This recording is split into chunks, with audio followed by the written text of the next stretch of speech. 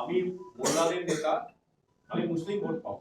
হ্যাঁ, হিসাব ঠিকই বলছেন তো। তৃণমূলের বি টিম, তৃণমূল থেকে মুখ্যমন্ত্রী, উনি উপমুখ্যমন্ত্রী। কারণ সংখ্যালঘুরাও তো এখন তৃণমূলের বিরুদ্ধে। সংখ্যালঘুরা বকটুই জীবন্ত পুড়ে মারা যেতে দেখেছে মহিলা শিশুদের। মরছে মুসলমান, মারছে মুসলমান। পরিস্থিতি তো এটাই। সংখ্যালঘু গ্রামগুলোতে আগুন জ্বলছে, তার জন্য দায়ী তৃণমূল কংগ্রেস। এবং প্রত্যেক ক্ষেত্রেই মৃতের পরিবার বলছে যে হত্যা অন্য কেউ করেনি, যারা করেছে তারা তৃণমূল কংগ্রেসের।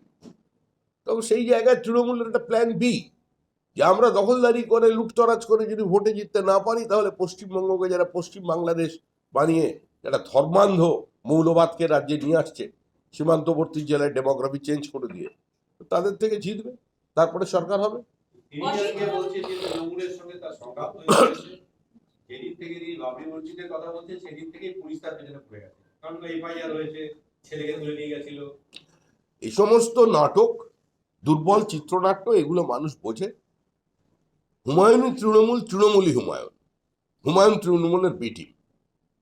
এটা পোলারাইজেশনের জন্য, সংখ্যালঘু ভোট ব্যাংকে কনসলিডেট করে নিজেরই আরেকটা তৈরি করা বাক্সে ঢুকিয়ে দেওয়ার জন্য আজকে এইগুলো প্রচেষ্টা চলেছে। এই নিয়ে বিজেপির কোনো মাথা ব্যথাও নেই, আর সময় নষ্ট করতে চাই না। অসিত মজুমদার আজকে টিভিতে গেলেন এবং তিনি এসআইআর এর যে হিয়ারিং পর্ব সেটা আটকালেন। গতকাল অভিষেক বন্দ্যোপাধ্যায়ের সঙ্গে বৈঠক হয়েছে, ভার্চুয়াল বৈঠক হচ্ছে। তারপর অসিত মজুমদার হোক বা ভাটপাড়ার কাউন্সিলর, একাধিক জায়গা থেকে অভিযোগ আসছে এবং তারা বলছেন তাদের দলের বিএলএ টুকে যদি ওখানে অ্যালাউ না করা হয়, হিয়ারিং প্রসেস তারা হতে দেবে। একটু জুড়ে দেব, আজ তৃণমূল কংগ্রেসের প্রতিনিধি দল নির্বাচন কমিশনে গিয়ে বলেছেন গণতান্ত্রিক অধিকার রক্ষা করতে গিয়েছিলেন এই অসিত মজুমদার। সরকারি কাজে বাধা না। তৃণমূল কংগ্রেস কোনো গণতান্ত্রিক ব্যবস্থায় বিশ্বাস করে না।